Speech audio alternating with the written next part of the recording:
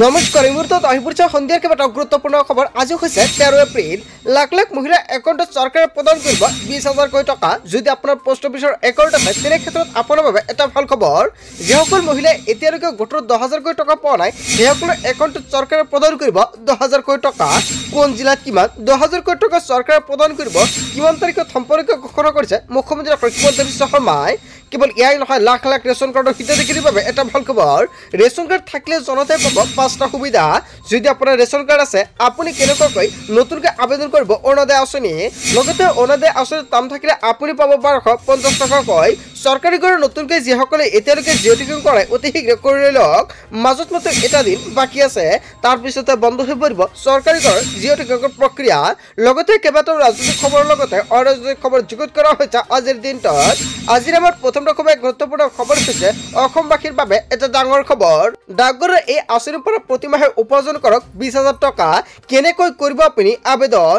জ্যেষ্ঠ নাগৰিক সঞ্চয় আঁচনি SCSS ডাকঘৰৰ উদ্যোগত আৰম্ভ কৰা এক আঁচনি, যাৰ অধীনত সময়তে ইয়াত বিনিয়োগ কৰিব পাৰিব আৰু এই ধনেৰে ভৱিষ্যতে আপোনাৰ সহযোগী হৈ পৰিব।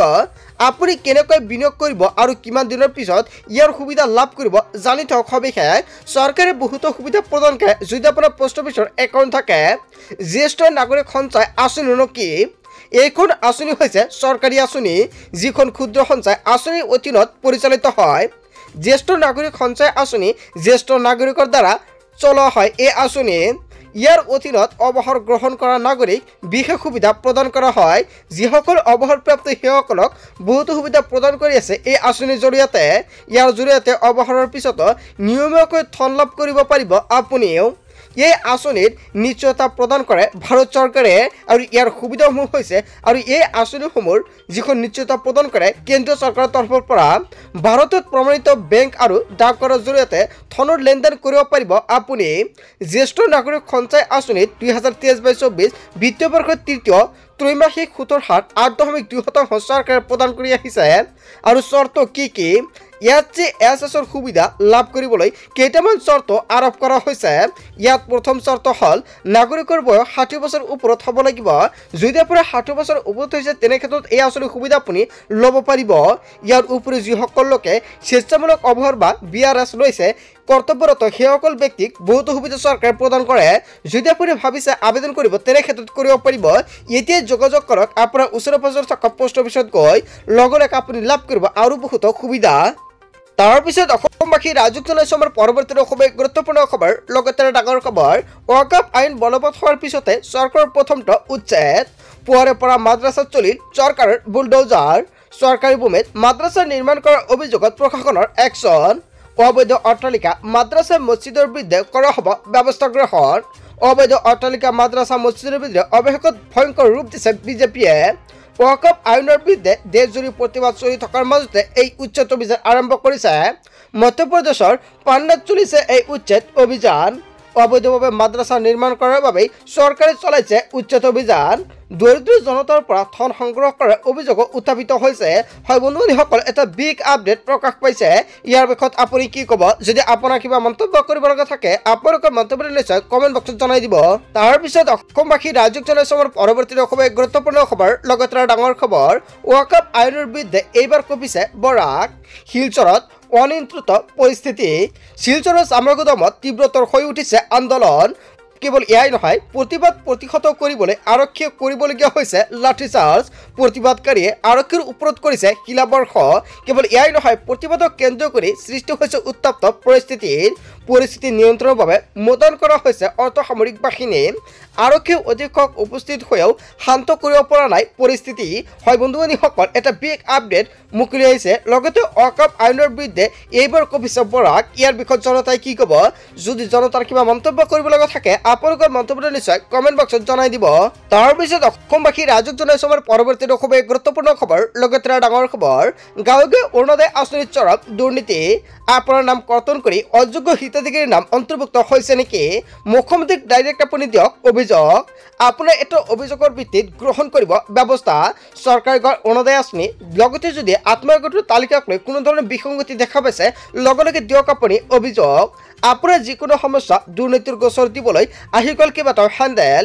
লগে লগে হ'ব একশ্যন।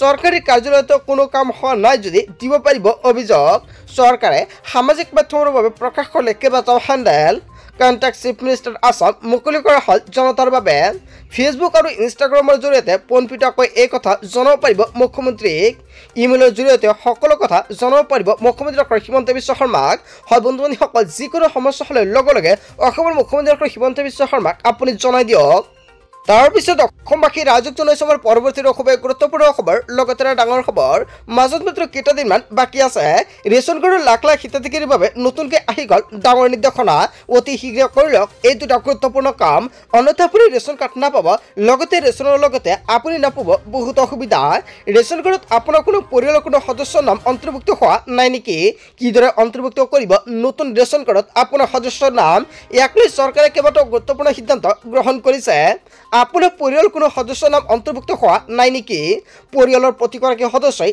লাভ কৰিব বিনামূলীয়াকৈ ৰেচন নাম নথকা সদস্যৰ নাম অন্তৰ্ভুক্ত কৰিব পাৰিব ৰেচন কাৰ্ডত ৰেচনৰ দোকানীৰ সৈতে ইয়াৰ বাবে প্ৰথমতে যোগাযোগ কৰিব লাগিব আপুনি নতুন সদস্যৰ সকলো তথ্য পাতি যোগান ধৰিব লাগিব বিভাগীয় কৰ্তৃপক্ষ কিয়নো চৰকাৰে নতুনকৈ ৰেচন কাৰ্ডত নাম অন্তৰ্ভুক্তৰ কাম কাজ আৰম্ভ কৰিছে নতুন সদস্যৰ বাবে Aadhaar card PAN card voter card থকাটো বাধ্যতামূলক অনলাইন যোগেও কৰিব পাৰিব আপুনি আবেদন নতুন সদস্যৰ সকলো তথ্য গাঁও পঞ্চায়তৰ জৰিয়তে প্ৰত্যাশিত হোৱাৰ পিছতে অন্তৰ্ভুক্ত হ'ব আপোনাৰ নাম ই-KYC কৰাৰ সময়ত কৰিব পাৰিব এই কাম যদি আপোনাৰ ৰেচন কাৰ্ড আছে তেনে ক্ষেত্ৰত আপুনি ই-KYC কৰাটো বাধ্যতামূলক যদি আপুনি এতিয়ালৈকে ই-KYC কৰা নাই অতি শীঘ্ৰে ই-KYCৰ কামটো কৰি লৈ লওক যদি কোনো লোকৰ মৃত্যু হৈছে তেনেহ'লে আপুনি সেইজন ব্যক্তিৰ নামক কৰ্তন কৰিব পাৰিব নতুন সদস্য অন্তৰ্ভুক্তি আৰু কৰ্তনৰ কাম কৰিব পাৰিব এই মাহতে আবেদন প্ৰক্ৰিয়া সম্পূৰ্ণ হোৱাৰ পিছতে নতুন সদস্যই লাভ কৰিব 5 কিলোকৈ চাউল যদি আপুনি ভাবিছে নতুনকৈ ৰেচন কাৰ্ডৰ বাবে আবেদন কৰিব তেনে ক্ষেত্ৰত কৰিব পাৰিব আপুনি কেনেকৈ এপ্লাই কৰিব কি নথিপত্ৰ লাগিব নিশ্চয় আপুনি কমেণ্ট কৰি জনাই দিব নেক্সট ভিডিঅ'ত জনাই দিম তাৰপিছত অসমবাসী ৰাইজক জনাইছোঁ আমাৰ পৰৱৰ্তী খুবেই গুৰুত্বপূৰ্ণ খবৰ লগতে ডাঙৰ খবৰ আহি গ'ল ধন এতিয়া চেক কৰক মুখ্যমন্ত্ৰী ডক্টৰ হিমন্ত বিশ্ব শৰ্মাই দিয়া 10,000 টকা লাখ লাখ মহিলাৰ মুখত বিৰিঙিছে হাঁহি আৰু হাঁহি ধন বিতৰণৰ প্ৰচেছিং অব্যাহত আছে মুখ্যমন্ত্ৰীৰ বিতৰণ কৰিলে আপোনাৰ একাউণ্টত টকা সোমাবলৈ আৰম্ভ হৈ গ'ল ৰাজ্যৰ 27 লাখ মহিলাৰ একাউণ্টত গছপুলি ৰোৱা 27 লাখ মহিলাৰ একাউণ্টত সোমাবলৈ আৰম্ভ হৈ গৈছে 10,000 টকা এতিয়াই পৰীক্ষা কৰক আপোনাৰ একাউণ্টত আপুনি 10,000 টকা পাইছে না নাই 27 লাখ মহিলাৰ একাউণ্টত সোমাবলৈ আৰম্ভ হৈছে প্ৰথম কিস্তিত 10,000 টকা প্ৰায় 26 লাখ মহিলাই লাভ কৰিছে উদ্যমিতা আঁচনিৰ ধনৰাশি কোনে কোনে লাভ কৰিছে এই ধনৰাশি প্ৰকাশ পোৱা তালিকাখন পুৱাতে আপুনি চাই লওক হয় বন্ধু বান্ধৱীসকল প্ৰকাশ পোৱা তালিকাটো পুনৰ আপুনি চাই লওক যদি তালিকাত আপোনাৰ নামটো আছে তেনে ক্ষেত্ৰত 10,000 টকা আপুনি লাভ কৰিব আহি গ'ল ধন আপোনাৰ একাউণ্টত লাখ লাখ মহিলাৰ মুখত বিৰিঙিছে হাঁহি আৰু হাঁহি যদি আপুনি টকাটো পোৱা নাই তেনে ক্ষেত্ৰত লগে লগে দিয়ক অভিযোগ অসমৰ মুখ্যমন্ত্ৰী ডক্টৰ হিমন্ত বিশ্ব শৰ্মাই জনতাৰ বাবে কেইবাটাও গুৰুত্বপূৰ্ণ সিদ্ধান্ত গ্ৰহণ কৰিছে তাৰপিছত অসমবাসী ৰাইজক জনাইছোঁ আমাৰ পৰৱৰ্তী খুবেই গুৰুত্বপূৰ্ণ খবৰ লগতে ডাঙৰ খবৰ চৰকাৰী ঘৰ নোপোৱা লাখ লাখ লোকৰ বাবে আহি গৈছে ডাঙৰ খবৰ বৃদ্ধি কৰা হ'ল জিঅ' টেকিঙৰ সময়সীমা আৰু 3 এপ্ৰিলৰ পৰা 15 এপ্ৰিললৈকে চৰকাৰে জোৰদাৰভাৱে আৰম্ভ কৰিছে PMEY চৰকাৰী ঘৰ জিঅ' টেকিঙৰ কাম কাজ যদি আপুনি এতিয়ালৈকে কৰা নাই অতি শীঘ্ৰে কৰি লৈ লওক মুখ্যমন্ত্ৰী ডক্টৰ হিমন্ত বিশ্ব শৰ্মাৰ বিশুদ্ধ ঘোষণা মাজত মাত্ৰ এটা দিন বাকী আছে যদি আপুনি এতিয়ালৈকে চৰকাৰী ঘৰ জিঅ' টেকিং কৰা নাই অতি শীঘ্ৰে কৰি লৈ লওক অন্যথা আপুনি পিছত কৰিব নোৱাৰিব বন্ধ হৈ যাব জীৱিকা সখীয়ে ঘৰে ঘৰে গৈ কৰিব জিঅ' টেকিং যদি জীৱিকা সখীয়ে জিঅ' টেকিং নকৰে তেনে ক্ষেত্ৰত নিজে ঘৰে কৰিব পাৰিব জিঅ' টেকিং এতিয়া আপোনাৰ জিঅ' টেকিংটো কৰি লৈ লওক পিছত কিন্তু আপুনি কৰিব নোৱাৰিব